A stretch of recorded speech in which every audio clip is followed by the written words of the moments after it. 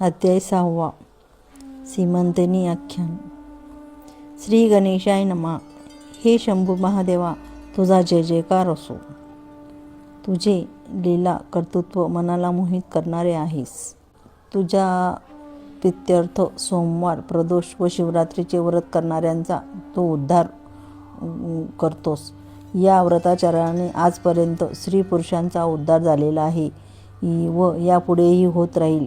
याविषयीची एक कथा सुतांनी नैमिषारण्य अरण्यामध्ये शौनकादिकांना सांगितली. ती अशी. सीमंतनीचा जन्म, ज्योतिषांचे भविष्यकथन. चित्रवर्मा हा आर्य देशाचा राजा होता. नल हरिश्चंद्र यांच्यासारखा तोही सत्यशील, पुण्यवान व पराक्रमी होता. तो गो ब्राह्मणांचे रक्षण करणारा, प्रजेचे पितृत्व पालन करणारा, शत्रूचा कर्दनकाळ व दुष्ट दुर्जनांना दंड देणारा होता. बळीराजासारखा दानशूर होता. तो हरिश्चंद्राची मनपूर्वक भक्ती करायचा. शंकराला अनेक नवस केले तेव्हा त्याच्या कृपाप्रसादाने त्याला एक कन्या झाली. ती अत्यंत रूपवान, गुणवान व शुभलक्षणी होती. सौंदर्याच्या बाबतीत ती रती, मंदोदरी व रोहिणी यांच्यापेक्षाही सरस होती. उपमा द्यायची झाली तर ती लक्ष्मी किंवा पार्वतीची दुसरी प्रतिमा होती. तिचे मुख चंद्राप्रमाणे तेजस्वी होते. विधात्याने त्रैलोक्यातील सर्व सौंदर्य एकवटून तिला घडवले होते जणू. तिच्या जन्मदिनी चित्रवर्म्याने श्रेष्ठ विद्वान ब्राह्मणांना पाचारण केले. आपल्या कन्येचे जातक वर्तविण्यास सांगितले. त्यांनी तिचे भविष्य सांगितले. ही कन्या पृथ्वीवर बहुत काळपर्यंत राज्य करील. हे ऐकून राजा इतका खुश झाला की त्याने ब्राह्मणांना अपार द्रव्य आणि वस्त्र अलंकार दिले. त्यांनी जी जी इच्छा प्रकट केली ती पूर्ण केली. ब्राह्मणांनी तिचे नाव सीमंतनी असे ठेवायला सांगितले. सौंदर्याची परिसीमा म्हणून हे नाव सुचवण्यात आले होते. ब्राह्मण म्हणाले, राजा, ही कन्या शारदेसारखी चतुर होईल. ती विद्वान होईल. तिच्या लावण्याची सर्वदूर कीर्ती पसरेल. त्याच्या प्रत्येक वक्तव्याने राजाची प्रसन्नता वाढत होती. त्याचा आनंद हृदयात मावेना. पण तेवढ्यात अमृत घटात बिंदू पडावा असे घडले. एक पंडित म्हणाला, राजा, या सर्वांनी सांगितलेले भविष्य जरी खरे असले तरी एक गोष्ट आधी स्पष्ट सांगतो. या तुझ्या कन्येला 14व्या वर्षी वैधव्य येणार आहे. हे ऐकताच राज्यावर वज्रघात झाला. अंगावर वीज पडावी किंवा हृदयात सूर्य खुपसली जावी तसेच त्याला झाले होते. त्याला खूप वाईट वाटले. त्याच्या आनंदावर विरजण पडले. चेहऱ्यावर दुःख, चिंता व संमिश्र भाव एकदम प्रकट झाले. ही त्याची मनोअवस्था जाणून त्या भविष्यवेत्या ब्राह्मणाने त्याला धीर दिला. राजाचे सांत्वन करताना तो म्हणाला, राजा, काळजी करू नकोस. शिवकृपा झाली तर हा वैधव्य योगही टळेल. तिचे सौभाग्य वाढेल. राजा म्हणाला, काय बोलावे हेच सुचेना. त्याचा निरोप घेऊन ते ब्राह्मण निघून गेले. दिवसमानाने सीमंतनी मोठी होऊ लागली. तिच्या वाढत्या वयाबरोबर राजाची चिंताही वाढत होती. ती उपवर झाली तेव्हा तिचे सौंदर्य अधिकच खुलले होते. कोकिळ पक्षालाही लाजवीन असा तिचा सुस्वर, कस्तुरीपेक्षा सुरस आणि दळवळणारा, अंगसुगंध मदनमुग्ध होईल असे लोभस सौंदर्य, नाजूक कटिभाग, डौलदार चाल, काळे कुरळ केस, अनुपम लावण्य, सरळ सुंदर नाक, प्रातःकाळच्या सूर्यबिंबालाही मागे सरसतील असे आरक्तवर्ण ओठ, पिकलेल्या डाळिंबाच्या दाण्यापेक्षाही सरस असे दात, कमंडलूपेक्षाही घनदाट असे स्तनयुगल. तिच्या अद्भुत स्वरूपाचे किती वर्णन करावे. ती सूर्यासारखी तेजस्वी आणि चंद्रासारखी मनाला आल्हाददायक अशी होती. चित्रवर्म्याचे आपल्या कन्येवर जीवापाड प्रेम होते. तिला पाहिल्याशिवाय त्याला जराही चैन पडत नसे. एके दिवशी सीमंतनी आपल्या सख्यांसह गप्पागोष्टी करीत होती तेव्हा एक सखी म्हणाली, राजकन्ये, तुझ्या बद्दलची एक गुप्त गोष्ट नुकतीच माझ्या ऐकण्यात आली आहे, पण ती सांगण्याचे धैर्य माझ्यात नाही. सीमंतनी म्हणाली, काळजी करू नकोस. जे सांगायचे ते निसंकोच सांग. सखी म्हणाली, तुझ्या जन्माच्या वेळी अनेक विद्वान ब्राह्मण ज्योतिषांनी तू पुष्कळ वर्ष पृथ्वीचे राज्य भोगशील असे सांगितले. पण त्याच वेळी तुला 14व्या वर्षी वैधव्य योग असून शिवकृपा झाली तर तुझे सौभाग्य अखंड राहील असे सूचित केले होते. ही गोष्ट तुला कळलीच नाही तर तू सावध होणार नाही म्हणून मी तुला सांगितले. मला क्षमा कर. हे ऐकून सीमंतनीला मोठा धक्का बसला. ती बेचैन झाली. शिवकृपा होण्यासाठी काय उपाय करावा हेच तिला सुचेना. मार्गदर्शन मिळवण्यासाठी तिने यज्ञ वाकल्य ऋषींची पत्नी मैत्री हिची भेट घेतली. तिचे पाय धरले. तिला स्वतःबद्दलचे भविष्य कथन केले. ती एकसारखी स्पंदत होती. ती म्हणाली, माते, मी तुला शरण आली आहे. माझ्यावर कृपा कर. दुर्भाग्य योग टाळण्यासाठी मी काय करू? सौभाग्य वृद्धीसाठी कोणते व्रत करू? कोणत्या देवाची आराधना करू? कोणत्या गुरुच्या आश्रमात जाऊ ते सांग. मैत्रियीचा उपदेश. सीमंतनीची व्यथा ऐकून मैत्रेयीला खूप वाईट वाटले. तिने तिला जवळ घेतले. तिच्या पाठीवर मायेने हात फिरवला. मधुर शब्दाने तिला धीर दिला. तिचे सांत्वन केले व म्हणाली, मुली, तू घाबरू नकोस. तू शंकराची आराधना कर. तो देवादिदेव निज भक्तांना सर्व प्रकारचे सौख्य देणारा, त्यांचे कल्याण करणारा आहेस. तू नमः शिवाय या शिवपंचाक्षर मंत्राचा नेहमी जप कर. सोमवारचे व्रत कर. त्या दिवशी उपवास करावा. रात्रीच्या पहिल्या प्रहरी शंकराची प्रेमभावे षोडोपचारे पूजा करावी. ब्राह्मण दाम्पत्याची पूजा करून भोजन द्यावे. तुझ्यावर दुःखाचे डोंगर कोसळले तरी व्रताचरण सोडू नकोस. व्रताचा कंटाळा करू नकोस. अपेक्षित फल लवकर प्राप्त होत नाही म्हणून व्रतनिंदा करू नकोस. तो आपले कल्याण करणारा या दृढ श्रद्धेने व्रताचरण कर. मैत्रिणीने तिला सोमवार व्रताचा सर्व रीती समजावून सांगितला. सीमंतिनीने समाधानाने घरी परतली. निष्ठेने सोमवारचे व्रत करू लागली. पिता शिवभक्त होता. त्याची कन्या ही शिवभक्ती करू लागली. सीमंतनीचा विवाह. नल हा नेषद देशाचा राजा. त्याचा पुत्र इंद्रसेन. या इंद्रसेनाला जो मुलगा झाला त्याचे नाव चित्रगंध. चित्रगंध अत्यंत देखणा व आपल्या आजोबांप्रमाणे सुलक्षणी होता. त्यावेळी पृथ्वी तलावर त्याच्यासारखा रूपवान व गुणवान राजपुत्र शोधूनही सापडला नसता. सीमंतनीचा त्याच्याशी विवाह करण्याचे ठरविले. उभय पक्षी आनंद झाला. इकडे सीमंतनी सोमवारचे व्रत मनपूर्वक करीत होती. मैत्रिणीने सांगितलेल्या त्यापेक्षाही अधिक ती करीत होती. प्रत्येक आठवड्यात 1100 ब्राह्मण दाम्पत्याचे पूजन करायची. त्यांना भोजन व वस्त्रालंकार द्यायची. अतिथींना याचकांना अन्नदान द्रव्यदान करायची. सोमवारी यथासांग शिवपूजन करायची. जागरण करायची. तिने अतिशय सुंदर आणि भव्य असे शिवालय निर्माण करविले होते.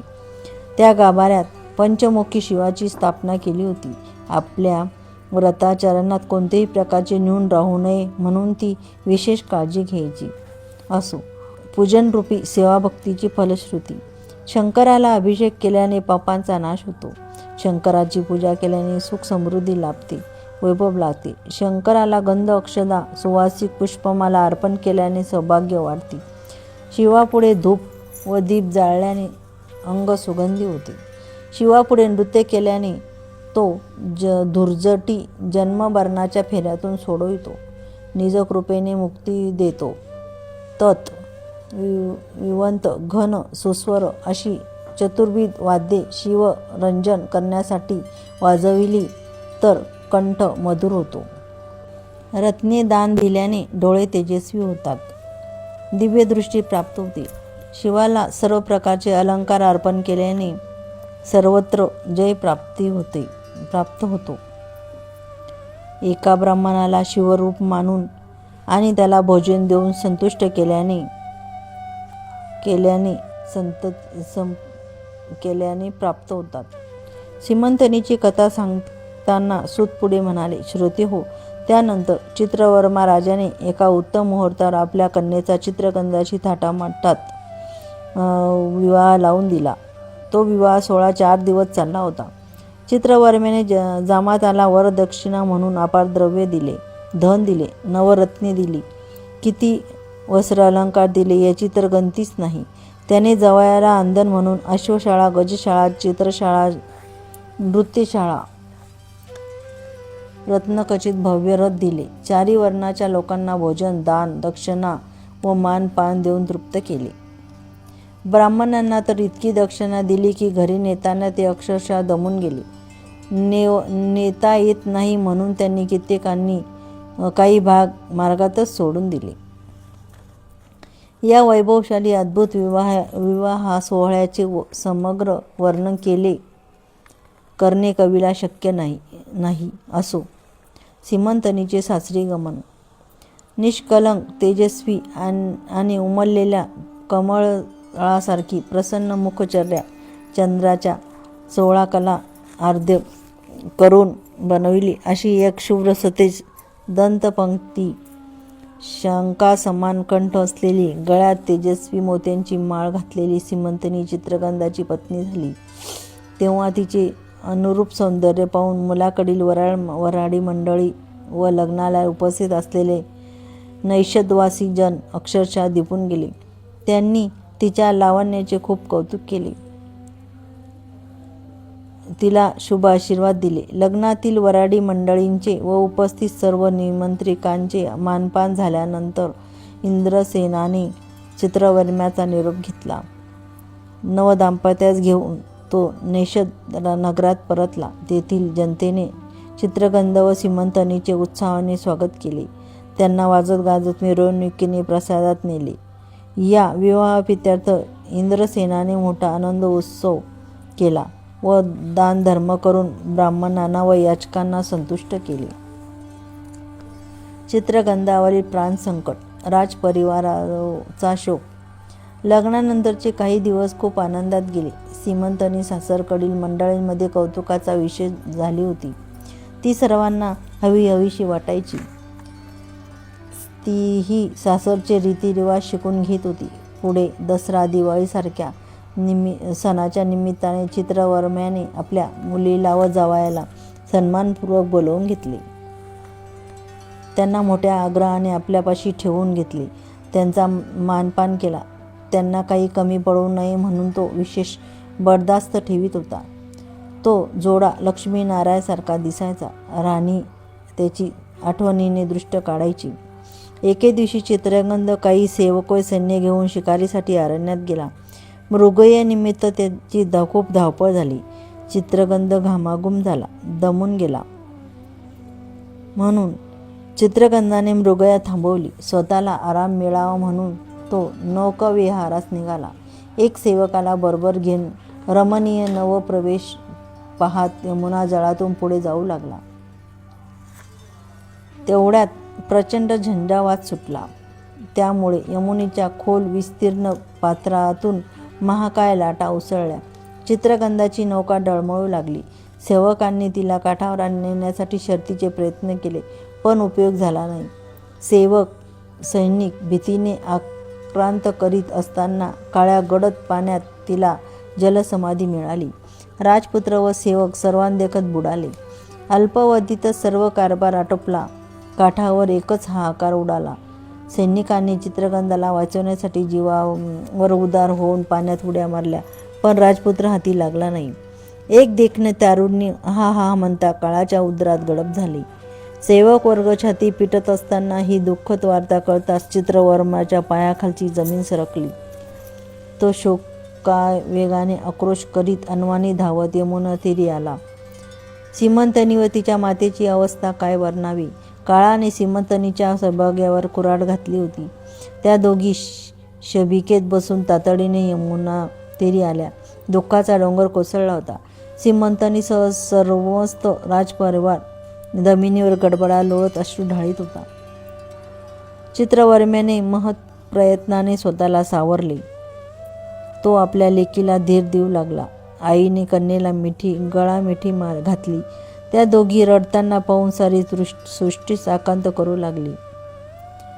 वातावरणात नैराश्याची काळीकुट्ट छाया पसरली. सीमंतनीला सारखी मूर्छा येत होती. पुत्रनिधनाने ते दाम्पत्य पार खचून गेले होते. त्याच्या आगमनाने दुःखरूपी सागरच कोसळला होता. सागरच उचंबळला. सुनेची विषण्ण अवस्था सासऱ्याला बघवेना. चित्रगंधाची आई लावण्यवती फार अपार असा शोक करू लागली. धरणीवर पडून तोंडात माती घालू लागली. करत्या सवरत्या तरुणाचा मृत्यू हे भूलोकीचे सर्वात मोठे दुःख. ते हे जिवंतपणी भयंकर नरक यातना देते. तू माझ्या बाळाची काळ नागिन ठरलीस. एका मातेला दुःखसागरात ढकलताना तुला काहीच कसे वाटले नाही. तू जगाचे जीवन आहेस आणि तू माझ्या मुलाचे जीवन हरण केलेस. माझ्या देखण्या चित्रगंधाला कोणी पळवून नेले की मी असे कोणते दुष्कर्म केले म्हणून हे दुःख ओढवले. मी माता पुत्रांची ताटातूट केली की प्रदोष व्रत मध्ये सोडून दिले. शिवरात्रीच अन्न घेतले की सोमवारचे व्रत मोडले. मी हरिहरांमध्ये भेदभाव केला की त्यांच्या कीर्तनात बेरांग केला. आता मी काय करू? त्याला कोठे शोधू? कोणीतरी माझ्या चित्रगंधाला आणून दाखवा. त्याला पाहिल्याशिवाय माझा जीव शांत होणार नाही. शोकाकुल इंद्रसेन आपल्या पत्नीसह नेषदकडे निघाला. इकडे इंद्रसेन पुत्र शोकाने खचलेला होता असे पाहून त्याच्या भावबंदकीची बुद्धी फिरली. राज्याच्या अनुपस्थितीत त्यांनी राज्य बळकावले. हे कारस्थान इंद्रसेनाला कळताच तो पुरता हतबल झाला. नियतीने त्याची क्रूर थट्टा आरंभिली होती. आधी पुत्र गेला, मग राज्य. सैन्यही नाही, धन नाही. दुःखाने चित्त सैरभैर झाले. शत्रूच्या गुप्तचरांनी त्याला शोधून काढले. त्याला धरून आणले. नेषदाचा राजा त्यांच्याच नगरात पत्नीसह बंदिवास भोगू लागला. बाळ, कितीही दुःख कोसळले तरीही शिवव्रताचा वसा सोडू नकोस. तुझे कल्याण होईल. ही वचने लक्षात ठेवून सीमंतनीने सोमवारची व्रतोपासना पूर्वीप्रमाणेच दृढ निश्चयाने चालू ठेवली. ती 1100 ब्राह्मण दाम्पत्य त्याची पूजा करून त्यांना भोजन देऊ लागली. दानधर्म करू लागली. सर्व राजभोगाचा त्याग करून ती अहोरात्र शिवनामाचा जप करू लागली. अशी 3 वर्ष लोटली. चित्रगंधाचे काय झाले? चित्रगंध यमुना डोहात बुडाला. त्याला राजकन्यांनी पाताळात नेले. नागलोकातील अद्भुत विश्व पाहून चित्रगंध थक्क झाला. तेथील नवरत्नांची झळकणारी भूमी, एकापेक्षा एक सुंदर नागस्त्रिया, हे सर्व त्याच्या कल्पनेपलीकडचे होते. रक्षक नागकन्यांनी त्याला नागराज तक्षकापुढे आणले तेव्हा चित्रगंधाने त्यांना साष्टांग नमस्कार केला. चित्रगंधाने त्याला स्वतःबद्दलचे सर्व वृत्त सांगितले. तक्षक म्हणाला, हे राजपुत्रा, तुम्ही कोणत्या देवताची भक्ती करता? पुरुष शंकराची आम्ही भक्ती करतो. तो आकाश पातळ, दशदिशा, त्रिभुवन, पंचतत्वे, नद्या, सागर, भस्म, मृत्तिका, अष्टधातू सर्वच व्यापून उरला आहे. त्या शंकराची मी भक्ती करतो. नागराजा, आम्ही त्या सनातन ईश्वराच्या दासाचे दास आहोत. हे ऐकता तक्षकाची मुखचर्या उजळली. त्याला खूप आनंद झाला. त्याने चित्रगंधाला क्षेम आलिंगन दिले. त्याचे उत्तम आदरातिथ्य केले व म्हणाला, तू मला खूपच आवडला आहेस. तू माझ्याकडे राहिलास तर किती बरे होईल. या नागलोकात देवदुर्लभ अशा कितीतरी गोष्टी आहेत. तेथे तुझे मन रमेल. चित्रगंध म्हणाला, महाराज, तुम्हाला माझ्याविषयी वाटणारी आपुलकी पाहून मी धन्य झालो आहे. तुमची भेट झाली हे माझे सद्भाग्य. पण मला घरी जाण्याची ओढ लागली आहे. मी माझ्या आईवडिलांचा एकुलता एक पुत्र आहे. त्यांच्यावर माझे अपरंपार प्रेम आहे. माझ्या विरहाने त्यांची काय अवस्था झाली असेल कोण जाणे. माझी सासू सासरे चिंतेत असतील. सीमंतनी ही माझी पत्नी आहे. ती 14 वर्षाची आहे. ती गुणवान आहे, रूपवान आहे. मी नाही असे पाहून ती कासावीस होईल आणि विरहाने स्वतःचा प्राणत्यागही करील. या सर्वांना वाट पाहायला लावणे मला योग्य वाटत नाही. तेव्हा कृपा करून मला निरोप द्या. बोलताना त्याचा कंठ दाटून आला, डोळ्यात अश्रू तरळले. त्याने तक्षकाच्या चरणावर वंदन केले. त्याचा मनोभाव जाणून नागराजानेही विशेष आग्रह केला नाही. त्याला काही काळ प्रेमपूर्वक ठेवून घेतले. त्याचे खूप कोड कौतुक केले. मग निरोप देताना त्याला अपार भेटवस्तू, 12 हत्तीचे बळ, चिंतामणी, एक वेगवान अश्व आणि दिव्य वस्त्र अलंकार, अत्यंत अमूल्य, तेजस्वी व दुर्लभ रत्ने दिली. भेटवस्ती वाहून नेण्यासाठी एक राक्षसगण व मार्ग दाखवण्यासाठी एक सर्पसेवक दिला. तू संकटकाळी जेव्हा जेव्हा माझे स्मरण करशील तेव्हा तेव्हा मी तुझ्या मदतीला धावून येईन, असे अभिवचन दिले. तक्षकाच्या रूपाने चित्रगंधाला एक उत्तम मित्र लाभला होता. त्याला आलिंगन देऊन तो स्वदेशाकडे निघाला. अश्वरूढ चित्रगंध यमुनेच्या प्रवाहातून बाहेर आला. पुनर्मिलन. अश्वरूढ चित्रगंध यमुनेच्या प्रवाहातून बाहेर आला. काठावर उभे राहून त्याने आसपासच्या परिसरात दृष्टी फिरवली. योगायोगाने त्याच वेळी सीमंतनी स्नान करण्यासाठी नदीवर आली होती. दोघांची दृष्टी भेट झाली, पण त्यांची एकमेकांना ओळखले नाही. कसे ओळखणार? नागलोकात आपण किती काळ होतो हे चित्रगंधाला ठाऊक नव्हते. तो बुडाल्यापासून यमुना तीरी पुन्हा प्रकट होईपर्यंत मध्ये 3 वर्षे लोटली होती. आता चित्रगंध अत्यंत वैभवसंपन्न असा महावीर शोभत होता. त्याच्या अंगावर दिव्य वस्त्रे व रत्नजडित आभूषणे होती. त्याच्या मस्तकावरील मुकुटाला सुशोभित करणारे नागमण्यांचे सर खांद्यावर रुळत होते. त्याच्या गळ्यातील गजमुक्त माळा त्याच्या व्यक्तित्वास अधिक खुलवीत होत्या. सीमंतनीची अवस्था काय वर्णन करावी. ती विधवेचे आयुष्य कट्टीत होती. तिच्या गळ्यात मंगळसूत्र नव्हते, अंगावर अलंकार नव्हते. उपासतापांनी ती अगदी क्रूज झाली होती. डोळे खोल गेलेले होते, गाल बसलेले होते, चेहरा निस्तेज, त्याच्यावर चिंतेची छटा. अप्सरेसारखी दिसणारी हसरी, खेळकर, हुशार, तेजस्वी अशी ती राजकन्या अक्षरशः दासी वाटत होती, चंद्राला ग्रहण लागावे तशी. चित्रगंध व सीमंतनीने एकमेकांना ओळखले नसले तरी त्यांचे मन मात्र एक वेगळीच ग्वाही देत होते. चित्रगंध तिच्यापाशी गेला. त्याने तिची विचारपूस केली. म्हणाला, तू कोण आहेस? तुझे नाव काय? तू कोणाची कन्या? तेव्हा सीमंतनीने त्याला सर्व समग्र हकीकत सांगितली.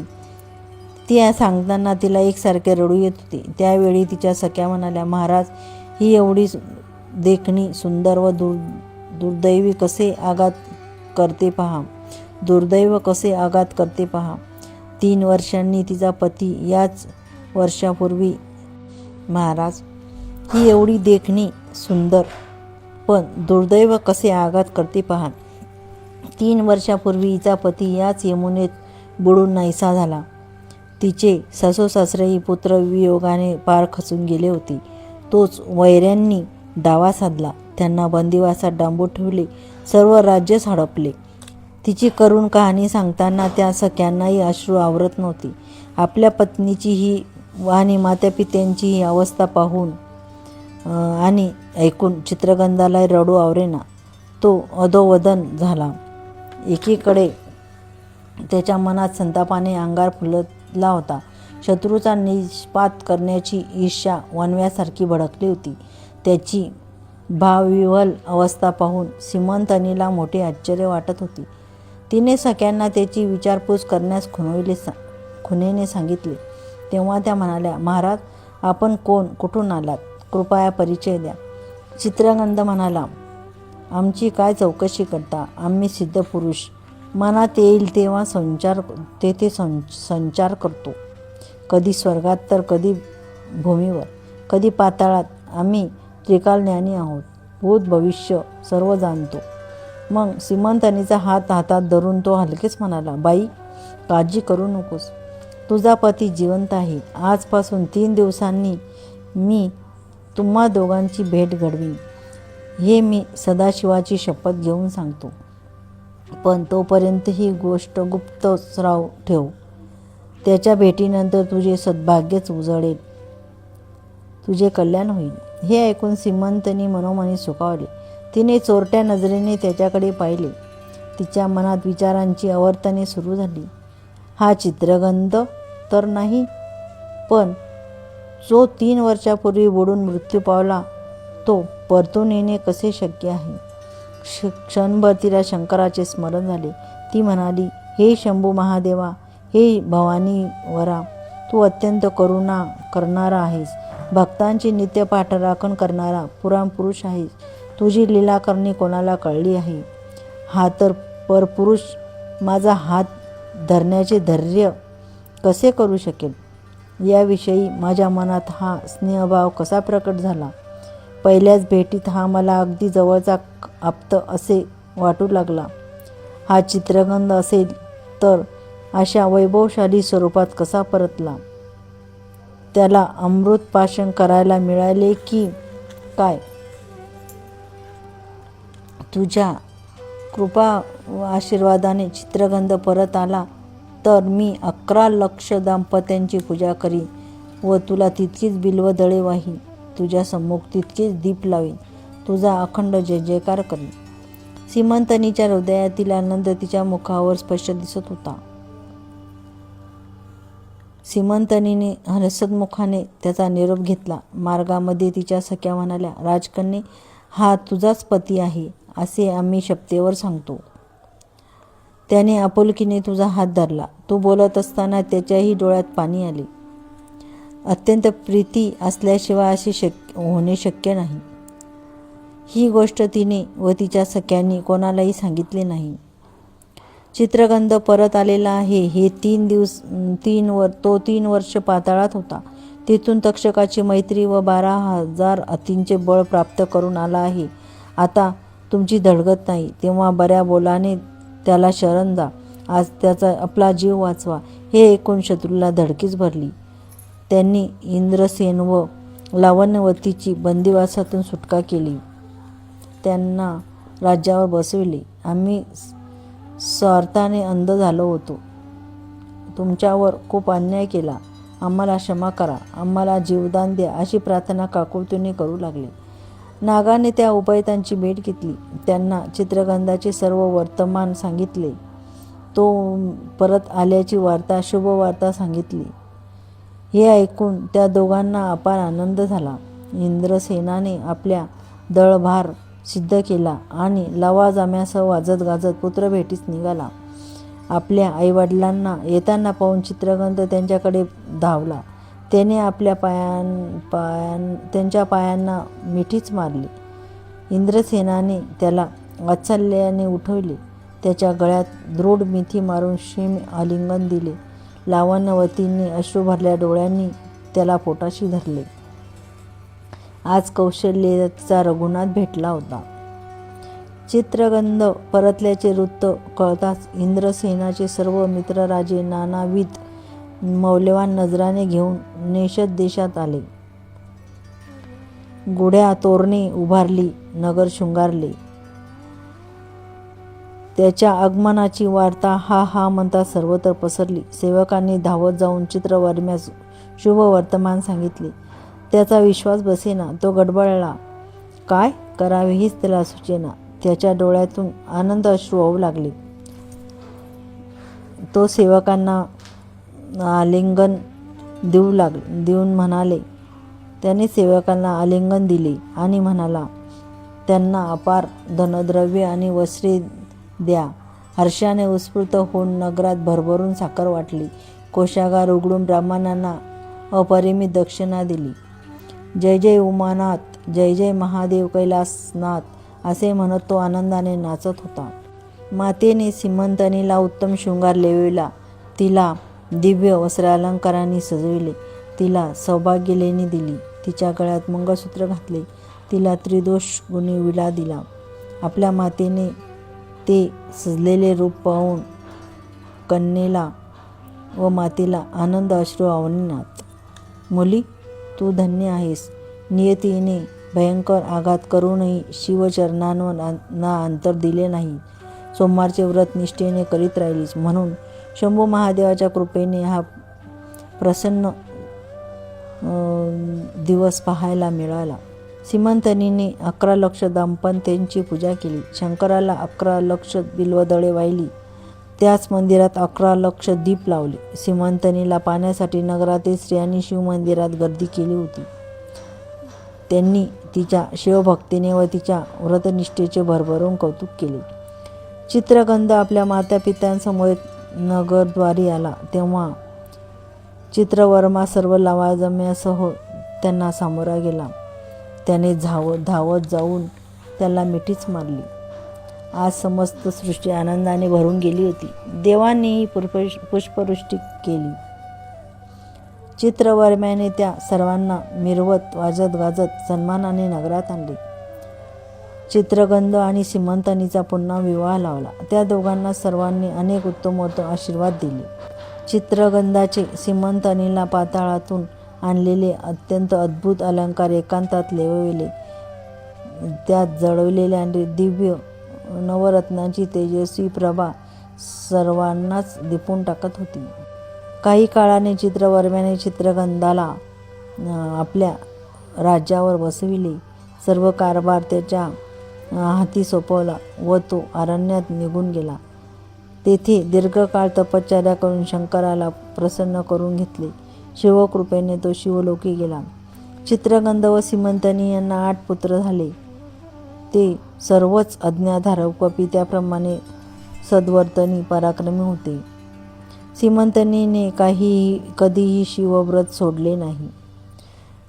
नल राजाप्रमाणे त्यांचीही सत्कीर्ती झाली आणि त्यांची सर्व दूर ख्याती झाली. श्रीधर कवी म्हणतो, पूर्ण ब्रह्मांड स्वरूप असे आहे. श्रीधर कवी म्हणतो, शंकर पूर्ण ब्रह्मांडानंद स्वरूप आहेस. तो अभंग, अक्षय, अभेद. तो कधीही चळत नाही, तो कधीही ढळत नाही. त्याच्या लीला स्कंदपुराणातील ब्रह्मोत्तर खंडात वर्णन केलेले आहे. तो कथाभाग शिवलीला अमृत म्हणून प्रसिद्ध आहे. हा त्याचा 6वा अध्याय अतिशय गोड असून सज्जनांनी याचे नित्य पठण करावे. अध्याय 6वा समाप्त. श्री साम सदाशिव पर्णमस्तु. ओम नमः शिवाय.